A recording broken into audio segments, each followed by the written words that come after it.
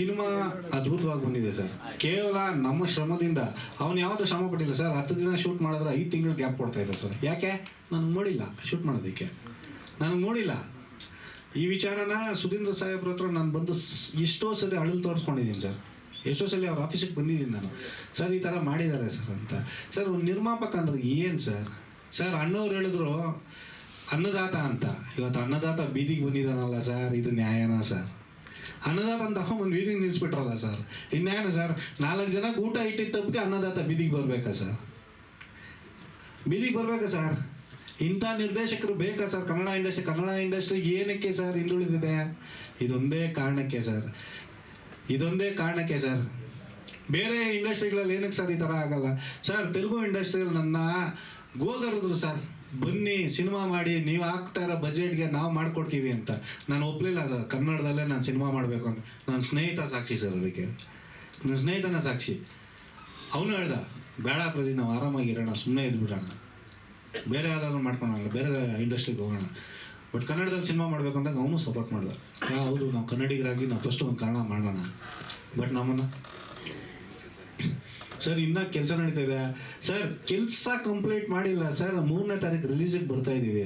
ನಾವು ಒಂದು ಧೈರ್ಯದಿಂದ ರಿಲೀಸಿಗೆ ಬರ್ತಾ ಇದ್ದೀನಿ. ನಮ್ಮ ಅಸಿಸ್ಟೆಂಟ್ ಡೈರೆಕ್ಟರ್ ಕಿರಣ್ ಕೂತ್ಕೊಂಡು ಕೆಲಸ ಮಾಡ್ತಾಯಿದ್ದಾರೆ ಸರ್. ಅವ್ರು ಕೂತ್ಕೊಂಡು ಕೆಲಸ ಮಾಡ್ತಿದ್ದಾರೆ. ಮತ್ತೆ ಅದಕ್ಕೆ ಲಕ್ಷಾಂತರ ರೂಪಾಯಿ ದುಡ್ಡು ತಗೊಂಬಂದು ಹಾಕ್ತೀವಿ ಸರ್. ಮತ್ತೆ ಸಾಲ ಸೋಲ ಮಾಡಿ ಗಾಡಿಗಳ ಮೇಲೆ ಲೋನ್ ಹಾಕಿ ಸರ್. ಒಂದು ಲೋನ್ ಕಟ್ಟೋದಕ್ಕೆ ಆಗ್ತಾಯಿಲ್ಲ ಸರ್. 1 ರೂಪಾಯಿ ಲೋನ್ ಇರಲಿಲ್ಲ.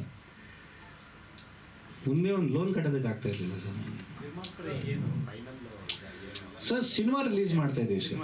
Cinema release sir. ನಾನು ಸಿನಿಮಾನ ಜನರ ಮಡಿಲಲ್ಲಿ ಇಡ್ತಾ ಇದ್ದೀನಿ. ಜನ ಏನು ತಿರ್ಗಿ ಕೊಡ್ತಾರೆ ಕೊಡಲಿ.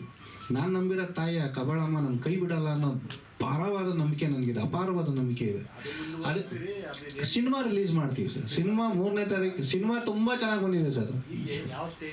ಸರ್ ಸಿನಿಮಾ ಕಂಪ್ಲೀಟ್ ಆಗಿದೆ, ಕಾಪಿ ರೆಡಿ ಆಗ್ತಿದೆ, DPXಗೆ ಹೋಗಿದೆ. ಇವಾಗ DPXಗೆ ಹೋಗಿದೆ, ಸೆನ್ಸರ್ ಆಗಿದೆ ಸರ್. ಸೆನ್ಸರ್ ಆಯಿತು, DPXಗೆ ಹೋಗಿದೆ. ಸಿನಿಮಾ ಮ್ಯೂಸಿಕ್ ಸ್ವಲ್ಪ ಚೇಂಜಸ್ ಮಾಡಬೇಕು ಅಂತ ನಮಗೆ ಅನಿಸ್ತು, ನಾವು ಚೇಂಜಸ್ ಮಾಡಿದ್ವಿ, ಎಲ್ಲ ಆಯಿತು.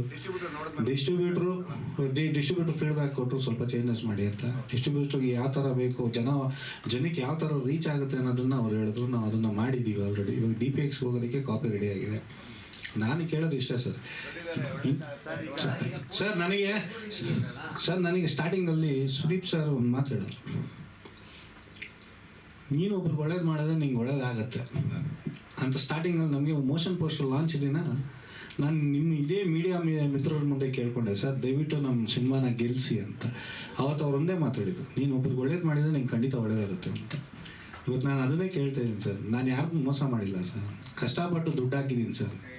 ದಯವಿಟ್ಟು ನನ್ನ ಸಿನಿಮಾ ಗೆಲ್ಸ್ಕೊಡಿ ಅಂತ ನಿಮ್ಮ ಕೈನ ಪ್ರೇಕ್ಷಕರಲ್ಲಿ ಕೇಳ್ತಾ ಇದ್ದೀನಿ ಸರ್.